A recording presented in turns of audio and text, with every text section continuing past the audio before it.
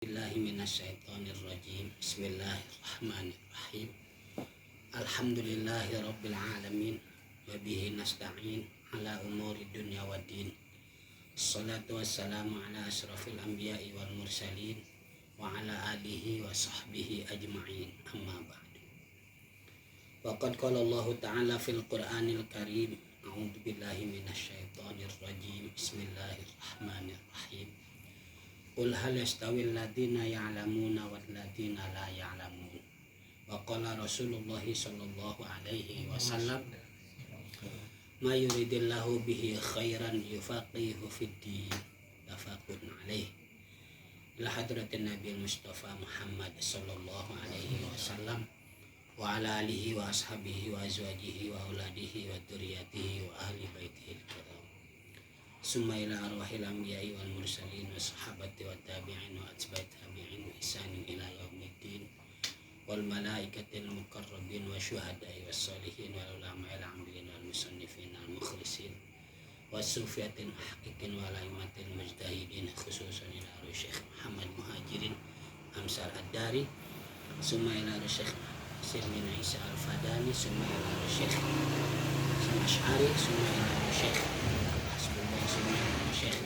Syekh ila arwahi hadratil Syekh Jami'an Nahdlatul Ulama tagamadahumullah fi kuburihim bi rahmatillahi wa karamihi wa ridwanihi wa nafa'ana bihim wa bi'ulumihim wa bi barakatihim fid dharain. Ini kisahlah li fahmi hadats amali bih syai'ul ilahi lahum wa lana al-fatihah. A'udzubillahi minasyaitonirrajim. Bismillahirrahmanirrahim. Alhamdulillahi rabbil alamin arrahmanirrahim maliki yaumiddin. Iyyaka na'budu wa iyyaka nasta'in. Ihdinas siratal mustaqim.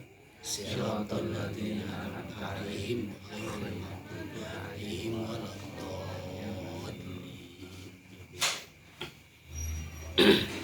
Allahumma salli ala sayyidina Muhammadin fil awwalina wal akhirin wa barik wa sallim radhiyallahu ta'ala an sadatina ashabi sayyidina Rasulillahi ajma'in. Amin. Bismillahirrahmanirrahim. Alhamdulillahi rabbil alamin. Alhamdulillahi fi ni'amahu wa fi mazidah. Ya rabbana lakal hamdu wa lakal syukur kama yanbaghi li jalali wajhikal karim wa sultanik. Allahumma salli wa sallim wa barik ala sayyidina Muhammad wa ala ali sayyidina Muhammad.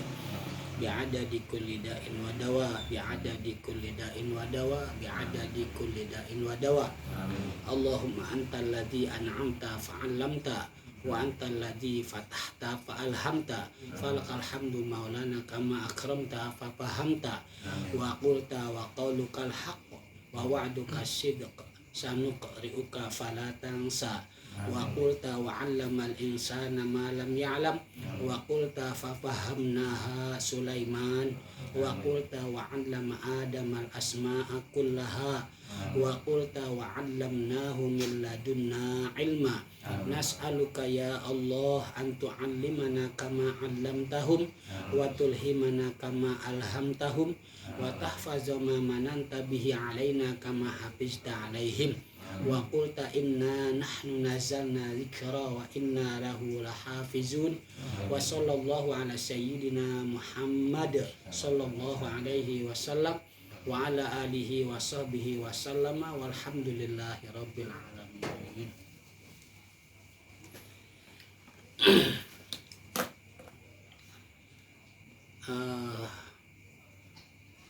Pemirsa yang saya hormati, teman-teman Facebook serta teman-teman yang ada di majelis mudzakarah pada malam hari ini.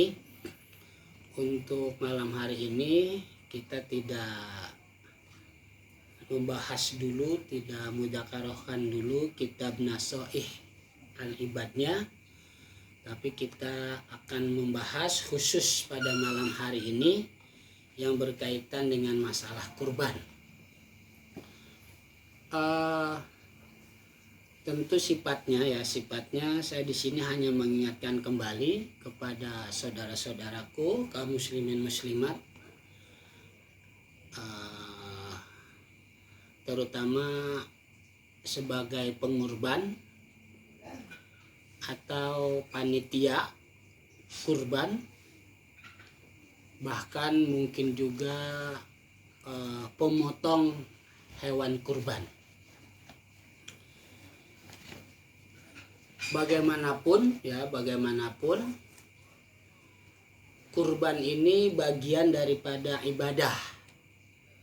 Ya, kurban ini bagian daripada ibadah. Tentunya dalam melaksanakan ibadah apapun termasuk kurban harus dengan ilmunya, ya, harus dengan ilmunya. Tanpa ilmu ibadah yang kita lakukan tentunya sia-sia, ya, sia-sia. Maka dari itu saya hanya ingin mengingatkan kembali kepada saudara-saudaraku kaum muslimin muslimat, khususnya bagi pengurban dan panitia kurban, tentang fikih kurban. Nah, jadi nanti silahkan teman-teman Facebook atau mungkin teman-teman di sini, kita akan ada komunikasi, ya, apabila teman-teman Facebook mungkin ada yang ingin bertanya, boleh silahkan ditulis saja di situ pertanyaannya apa. Begitu juga dengan teman-teman di sini, ketika nanti jawabannya saya tahu akan saya jawab. Ketika nanti jawabannya saya tidak tahu, itu PR buat saya. Insya Allah di pertemuan berikutnya kita akan bahas kembali tentang kurban, sekaligus saya akan menjawab pertanyaan-pertanyaan yang jawabannya pada malam hari ini tidak saya ketahui. Akan saya jawab nanti di malam berikutnya, di pertemuan berikutnya. Oke, kita mulai, ya, kita mulai tentang kurban. Yang pertama, definisi kurban, ya, definisi kurban. Kurban sebetulnya itu bahasa Arab, ya. Kurban itu sebetulnya bahasa Arab. Qaf, ro, ba, alif dan nun. Kurbanun, ya, kurbanun. Ada yang membacanya dengan tanwin, karena memang kurban itu kalau dalam ilmu nahwu dia tidak termasuk bagian dari isim alladzi la yansorib, ya. Beda dengan kalimat usmanu. Kalau itu isim alladzi la yansorib karena ada tambahan alif dan nun dan alamiah. Nah, kalau kurban bukan alamiah, maka dibaca kurbanun, kurban. Sedangkan kurban yang dimaksud di bulan Zulhijjah, ya, pada tanggal 10, 11, 12 sampai 13 Zulhijjah, itu bagian daripada kurban, yaitu udhiyah, ya, udhiyah. Oke, sekarang kita bahas definisi kurban, ya, kurban, ya, kurban. Kurban ini saya dapat definisi ini dalam kitab Al-Mausu'ah Al-Fiqhiyah Al-Kuwaitiyah. Kurban secara bahasa yaitu ibadah yang dilakukan baik berupa menyembelih atau yang lain untuk mendekatkan diri kepada rahmat atau kepada hidayah atau kepada anugerah Allah Subhanahu wa taala. Sedangkan secara syariat atau istilah, kurban yaitu menyembelih binatang ternak pada tanggal 10 sampai 13 Zulhijjah, dari terbit matahari sampai terbenam matahari, dengan tujuan untuk mendekatkan diri kepada rahmat atau hidayah atau anugerah Allah Subhanahu wa taala. Nah, itu definisi kurban. Jadi kurban secara bahasa itu sifatnya umum, ya. Kurban secara bahasa itu sifatnya umum. Karena kurban secara bahasa dilihat dari bentuk kalimatnya, dia dari koruba. Ya, koruba ya kerubu kurbanan. Itu dekat. Artinya mendekatkan diri kita kepada rahmat Allah, ya. Kepada hidayah Allah, kepada anugerah Allah. Bukan mendekatkan diri kepada Allah, bukan, ya. Bukan. Karena kalau dipahami mendekatkan diri kepada Allah, khawatir ada pengertian yang kita pahami dekatnya kita dengan Allah seperti ini. Nah ini jangan ya, ini berbahaya. Nah makanya dekat di sini adalah mendekatkan diri kita kepada rahmat Allah, kepada anugerah Allah, kepada hidayah Allah, dan lain-lain seperti juga ampunan Allah. Bisa dengan menyembelih atau yang lain. Nah ini kurban secara bahasa apa aja. Jadi kurban secara bahasa itu sifatnya umum. Kita bisa mendekatkan diri kita kepada rahmat Allah dengan cara apapun bisa. Bisa dengan cara menyembelih binatang, yaitu pada bulan ini Dzulhijjah, atau dengan mengeluarkan harta kita untuk pembangunan masjid, untuk pembangunan musola, untuk pembangunan madrasah, untuk pembangunan jalan-jalan umum seperti jembatan dan lain-lain, ya. Nah, itu kurban secara bahasa. Jadi apapun intinya, selama itu baik, maka pada dasarnya berarti kita pengen mendekatkan diri kita kepada rahmat Allah Subhanahu wa taala. Dengan cara apa? Terserah. Menyembelih binatang seperti di bulan Dzulhijjah, yang lain apa aja terserah ya, apa aja. Nah itu kurban secara umum. Nah sedangkan kurban secara istilah atau secara syariat adalah menyembelih binatang ternak, ya, menyembelih binatang ternak. Menyembelih binatang ternak pada tanggal 10 Dzulhijjah sampai tanggal 13 Dzulhijjah. Berarti nanti 10 Dzulhijjah itu insya Allah jatuhnya pada 31 Juli. Hari Jumat ya. Nah jadi hari Jumat nanti 31 Juli itu bertepatan dengan tanggal 10 Dzulhijjah. Nah dari mulai hari Jumat pas terbit matahari ya. Katakan terbit matahari dari Jumat itu nanti jam 6 lewat 5 ya, jam 6 lewat 5 umpama ya, ini umpama ya, jelasnya nanti lihat aja lah di kalender syuruk ya, syuruk.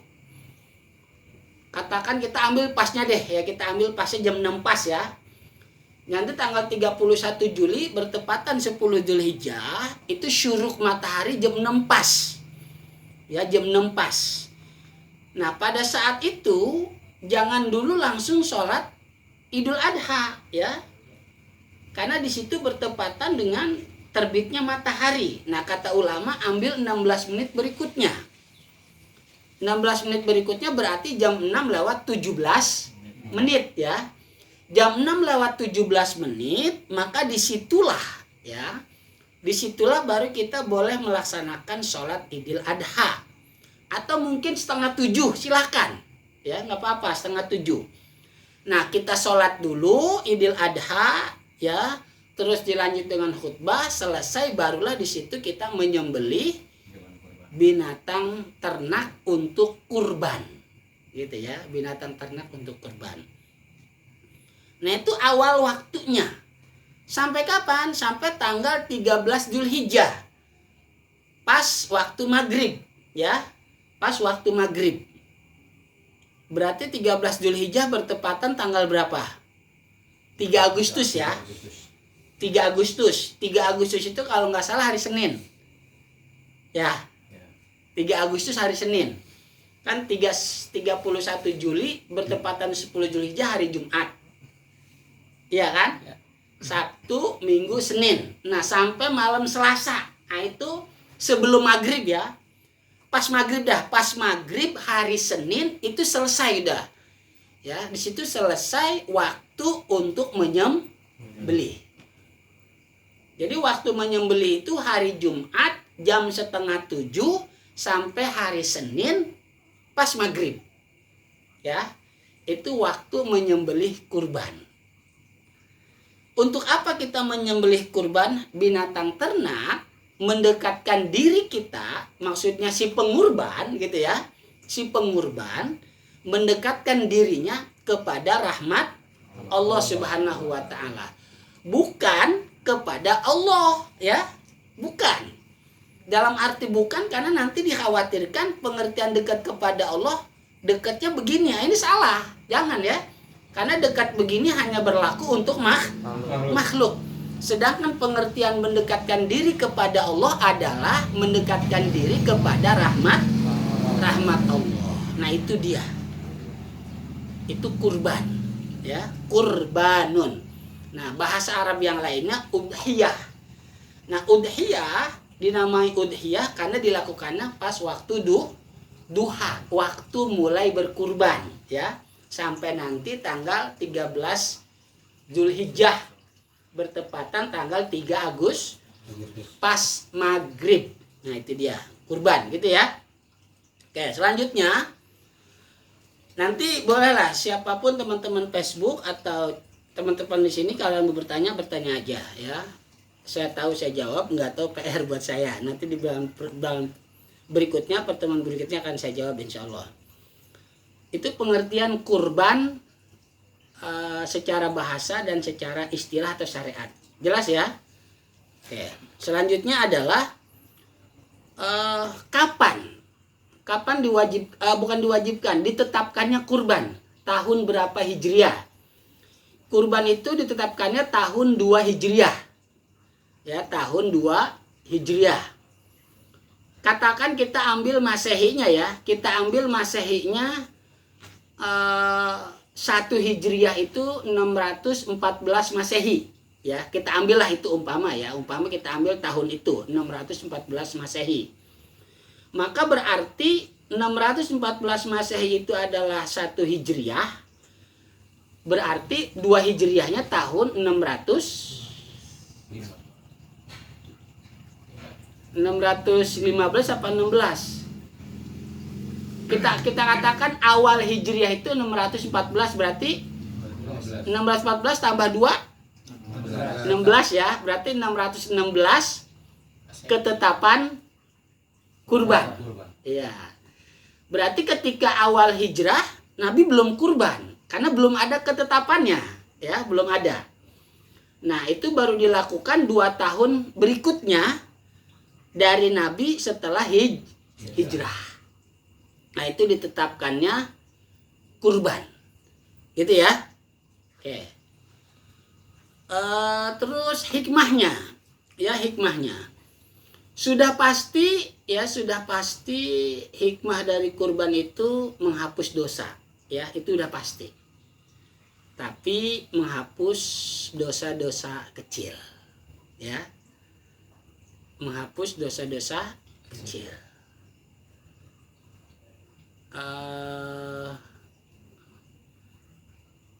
Kalau dosa-dosa besar itu dengan cara taubat, ya. Kalau dosa besar dengan cara taubat, sesuai dengan ketentuan-ketentuannya.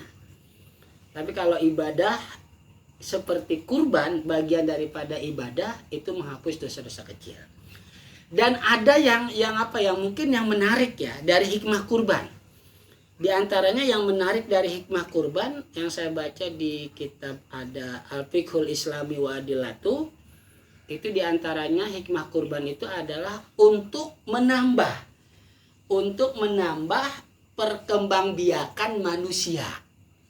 Ya, untuk menambah perkembangbiakan manusia. Berarti di sini coba kita lihat sejarah ya. Kita lihat sejarah. Seandainya pada saat itu Nabi Ismail alaihissalam jadi untuk dikurbankan, tidak ditukar dengan kambing gibas atau domba, maka setiap tahun manusia harus ada yang dikurbankan. Ya kan? Harus ada.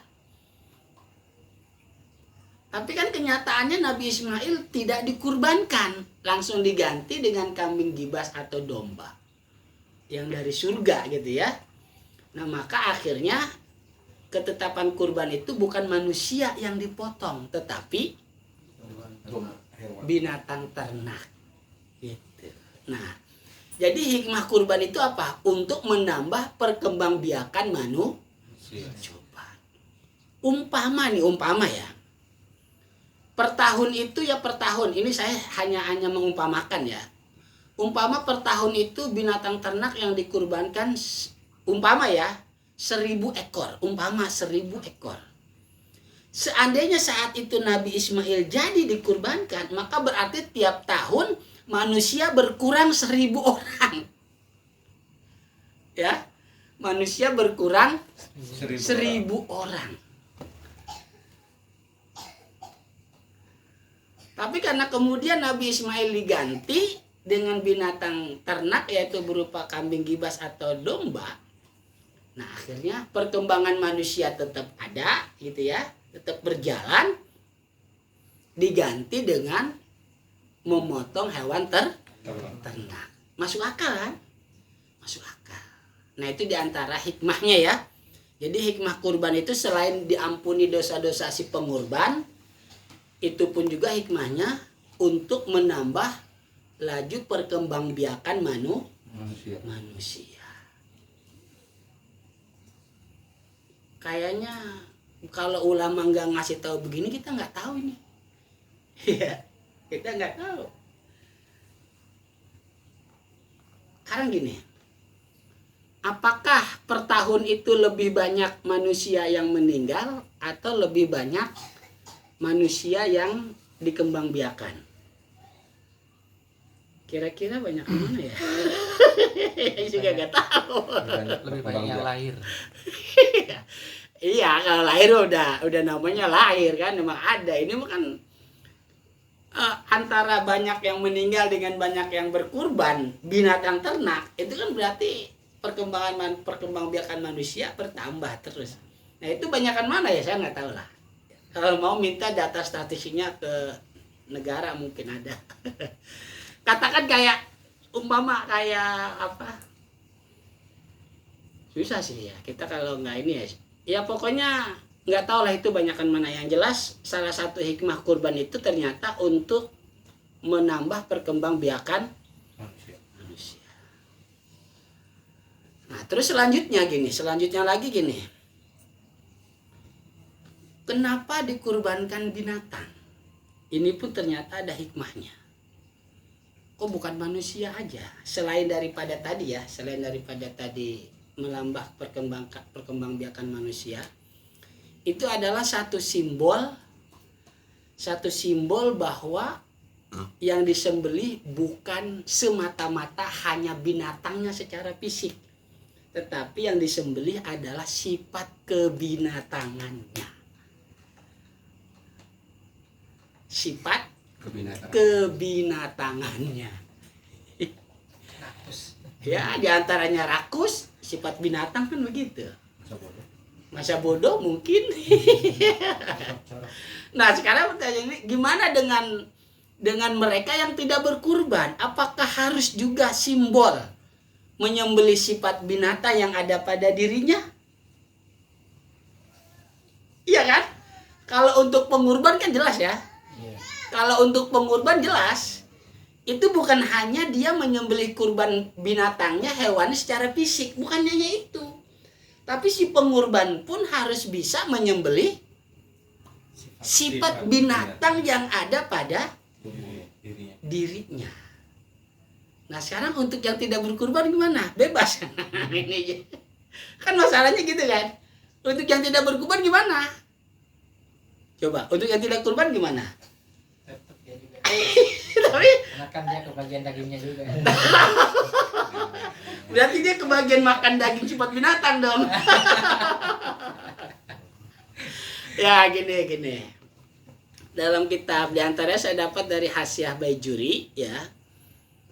Nabi Muhammad SAW itu berkurban 2 ekor min Muhammad wa ali Muhammad wa ummati Muhammad. Hadis ini kata dalam kitab itu bukan dijadikan dalil bahwa kesunahan kurban tidak ada bagi orang yang tidak mampu karena sudah dikurbankan sama Nabi. Bukan itu maksudnya, bukan. Paham nggak maksudnya ya? Iya. Jadi hadis itu Nabi Muhammad SAW berkurban nih 2 ekor binatang. 2 ekor binatang gibas ya, domba. Min Muhammad wa ali Muhammad wa ummati Muhammad. Ini kata ulama bukan simbol ini ya, bukan menyatakan bahwa orang yang tidak berkurban berarti dia sudah berkurban, bukan itu. Pertama, hadis ini dipahami mereka-mereka yang tidak berkurban sampai wafatnya belum pernah berkurban tetap dapat pahalanya. Ini khususiat untuk Nabi ya. Khususiat untuk Nabi, tidak bisa yang lain ya. Maksudnya khususiat untuk Nabi gini, Nabi berkurban 2 ekor binatang gibas, kambing gibas atau domba. Yang satu untuk Nabi, yang satu lagi untuk keluarga Nabi dan umat Nabi. Lah kan umat Nabi banyak sedunia ya. Nah, ini kata ulama dijadikan simbol bagi siapapun yang tidak bisa berkurban sampai dia wafat.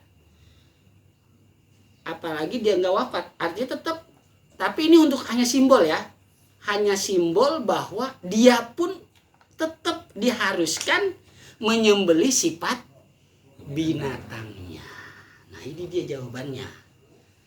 Jadi menyembelih sifat binatang bukan hanya dikhususkan kepada pengurban. Yang tidak berkurban pun harus tetap bisa menyembelih sifat binatangnya. Karena kita sudah dikurbankan sama Nabi. Tapi ingat ya, saya ulangi, bukan untuk gugur kesunahan kita melakukan kurban, bukan untuk itu ya. Jadi kurban itu Nabi lakukan untuk umatnya adalah bahwa umat Nabi yang belum bisa berkurban pun dia tetap harus bisa menyembelih sifat binatang yang ada pada dirinya. Jadi intinya berarti baik pengurban ataupun yang belum pengurban sama-sama harus bisa menyembelih sifat binatang yang ada pada dirinya. Ya, semuanya berarti semuanya sama. Gitu ya. Oke. Berikutnya dalil yang menunjukkan kurban yaitu surah Al-Kautsar ayat 2. Fasholli li rabbika wanhar. Maka sholatlah kamu karena Tuhanmu. Sholat di sini adalah maksudnya Idul Adha. Wanhar maksudnya adalah menyembelih. Ya, ini dalil Qur'annya. Sedangkan dalil hadisnya,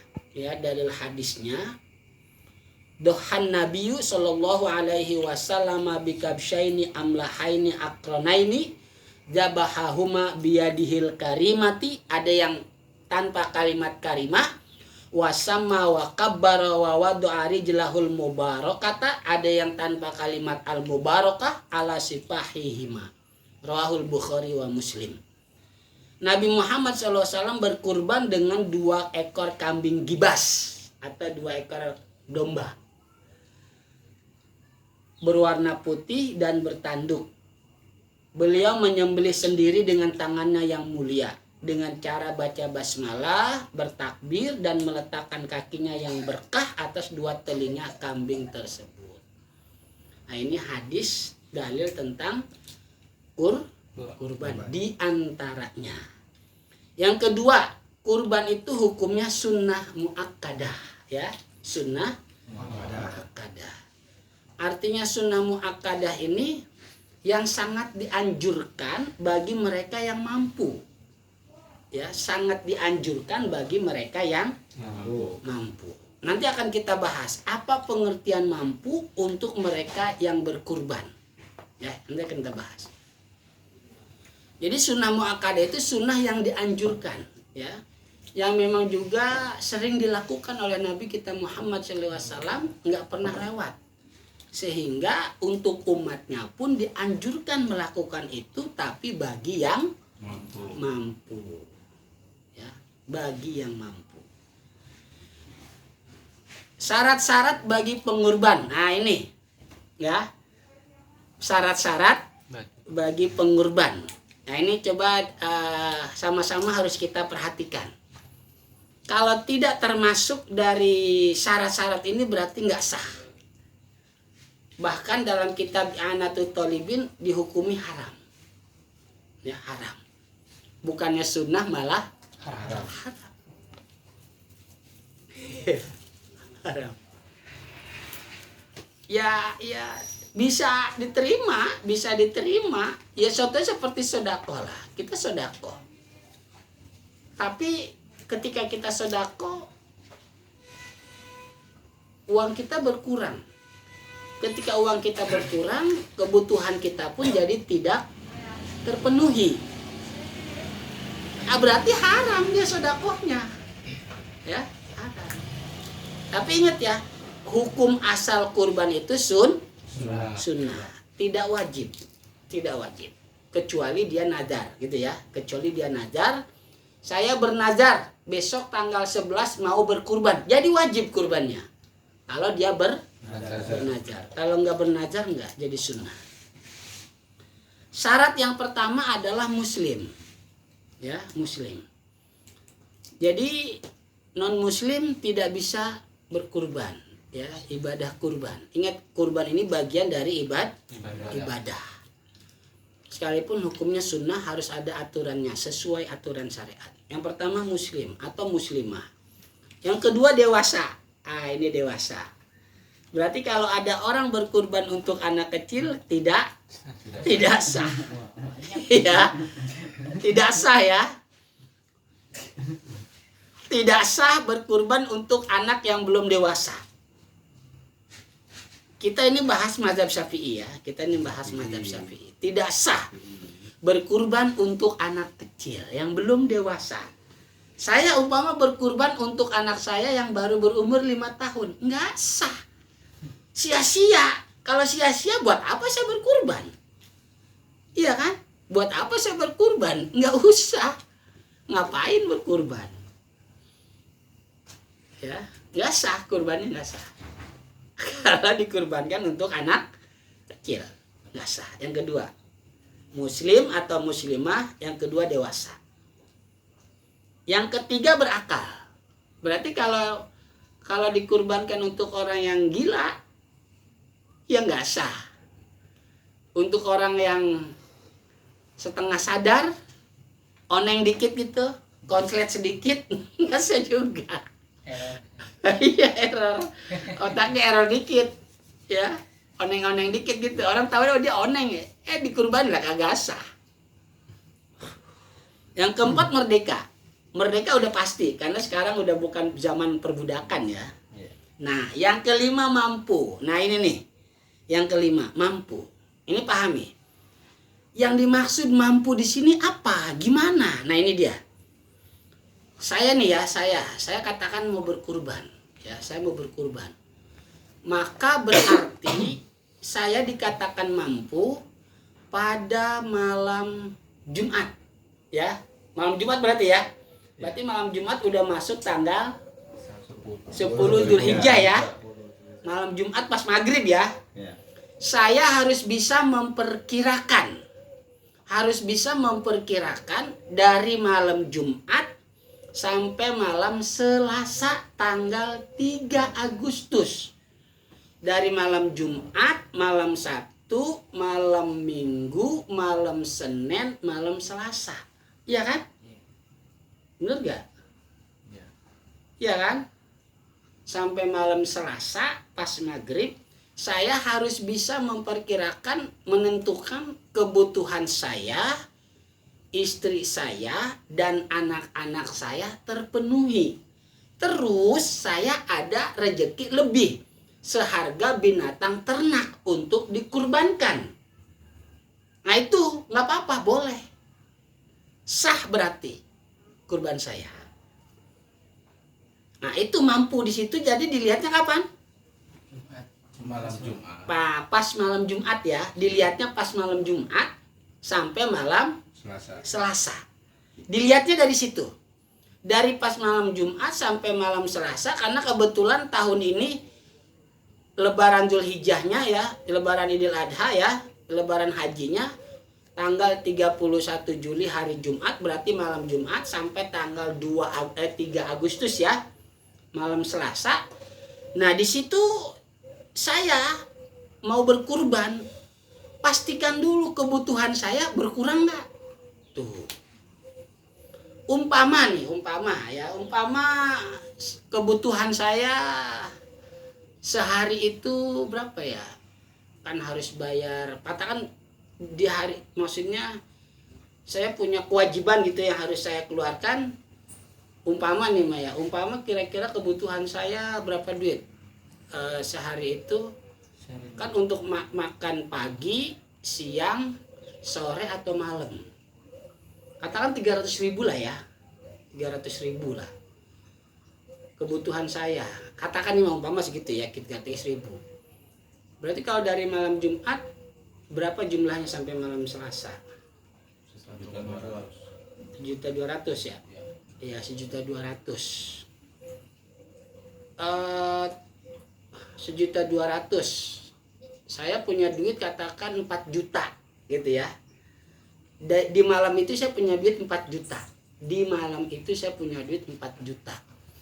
Berarti 4 juta diambil 1.200.000, sisanya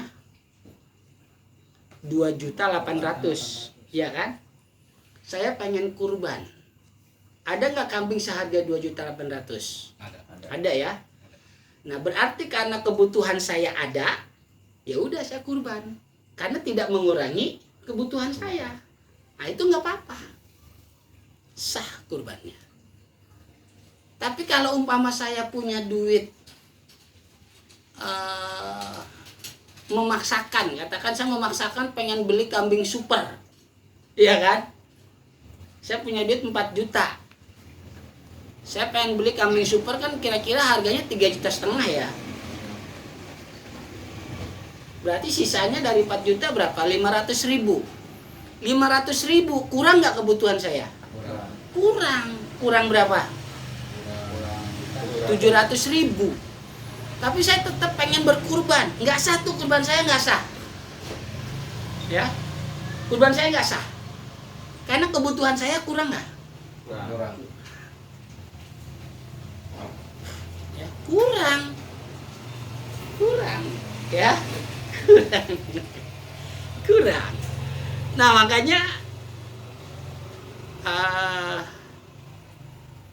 kalau saya ketika ada orang bertanya tentang saya pengen kurban gimana menurut Pak Mukmin, saya tanya dulu orangnya, kebutuhan Bapak di malam takbiran hari tahun ini malam Jumat sampai malam Selasa berapa duit? Ya, berapa duit kebutuhan Bapak? Ternyata dihitung-hitung kebutuhannya kurang, sehingga dia memaksakan pengen kurban. Akan saya bilang sama orang itu, nggak sah kurban Bapak.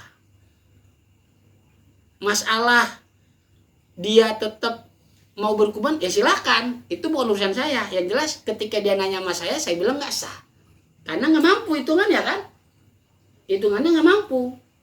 Terus umpama ada orang berbohong ke saya, oh saya mampu, padahal itu bukan urusan dia, berarti dengan Allah Subhanahu Wa Taala, terserah dia. Kan ya, bukan saya yang berbohong, kan dia. Nah, pernah ada yang bertanya begitu ke saya. Saya bilang begitu. Terus saya gimana? Saya pengen kurban nih. Ya pokoknya saya bilang menjawab nggak sah. Masalah Bapak tetap mau berkurban, ya itu terserah Bapak. Gitu kan? Terserah Bapak. Terserah Bapak itu. Saya bilang nggak sah pokoknya kalau Bapak termasuk orang yang tidak mampu di malam takbiran sampai umpama tahun ini malam Jumat tanggal 30 sampai tanggal 3 Agustus. Bapak termasuk orang yang tidak mampu tapi maksain. Ya terserah itu mah. Saya akan jawab tetap nggak sah kurban bapak. Ya. Nah ini dia pengertian dari mampu. Seharusnya tanya begitu, tapi ya itu terserah ya. Ini cara pikirnya. Tapi ingat kok, ini hukumnya sunnah. Kurban itu hukumnya sunnah ya, nggak wajib. Ya paham ya. Jadi syarat-syarat pengurban Islam. Muslim, ya Islam, dewasa, berakal, merdeka, mampu. Yang dimaksud mampu kapan? Malam takbiran sampai malam 5 hari ya. akhir 13 Zulhijjah maghrib ya. Di situ dilihat mampunya ya. Sama kayak zakat fitrah ya. Zakat fitrah begitu sebetulnya. Ya. Sama, saya pun pernah ditanya sama orang, katakanlah dia kurang mampu. Ya. Atau mungkin katakanlah ini bener ya kejadian gitu. Jadi ada salah satu, katakanlah jamaah saya gitu ya, jamaah saya. Dan saya tahu dia termasuk orang yang tidak mampu, dia pengen memberikan zakat fitrah itu ke saya. Tapi saya tanya dulu, sebetulnya kebutuhan Bapak dan keluarga Bapak pada malam takbiran sekarang sampai besok kebutuhannya ada nggak? Duitnya ada nggak? Ya duit buat bayar zakat fitrah sih ada kata dia. Tapi buat kebutuhan Bapak kurang nggak? Ya kalau ngomong gitu mah kurang, nggak usah. Bapak nggak usah bayar zakat fitrah sekarang. Ingat kalimat saya ya, Bapak nggak usah bayar zakat fitrah sekarang. Bukan berarti nggak usah bayar zakat fitrah, bukan. Berarti kalau sekarang kewajiban Bapak nggak ada. Terus gimana dong? Ya tenang aja, Bapak kapan kira-kira punya rezeki? Punya rezeki lebihnya kapan? Dia bilang ke saya pada saat itu kalau nggak salah kira-kira pertengahan bulan Syawal. Ya udah saat itu Bapak baru bayar zakat fitrah. Emang boleh? Lah boleh Pak. Tapi kodo gitu ya. Tapi apa? Kodo. Oh bisa Pak? Lah bisa, tenang aja. Jadi sekarang nggak usah. Udah Bapak sekarang nggak usah bayar zakat fitrah dulu. Sekarang nanti aja di pertengahan bulan Syawal. Kodok tapi niatnya. Itu yang pertama. Terus yang kedua, kalau Bapak mau ngasih bayar zakat fitrah ke saya, gitu kan? Bapak melihatnya dari mustahik saya bagian yang mana? Iya kan? Bagian yang mana? Jadi pernah terjadi Pak Ali, ya. Bapak mau ngasih zakat fitrah ke saya, gitu kan? Bapak melihatnya saya bagian dari mustahik yang mana? Dia bilang guru ngaji. Emang ada guru ngaji mustahik dapat zakat fitrah? Coba lihat ayatnya ada? Enggak ada. Ya, enggak ada. Jangan lihat guru ngajinya atau jangan lihat yatim piatunya lah. Enggak ada. Kalau karena yatim piatu, karena guru ngaji, enggak ada. Ya kan? Enggak ada. Berarti bukan ke paumin lah, bukan. Kemana? Mereka yang lebih berhak, kasih aja ke mereka nggak apa-apa. Tapi kalau umpama Bapak ngelihatnya ke saya, umpama nih Pak saya bilang gitu, gorimin yang punya banyak utang bisa. Berarti masaknya gorimin ya. Yang punya banyak utang, iya. Kalau punya banyak utang, iya saya punya banyak utang. Apa yang mau zakatnya sama dong sama saya. Jadi Sama. Mama tuh mau zakat, saya juga banyak utang. Sama juga.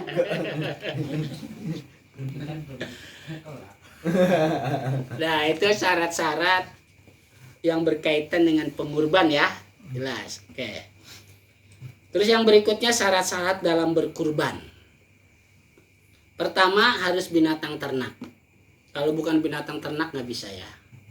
Berarti kalau binatang ternak onta, sapi, kerbau, kambing, domba, ya itu binatang ternak.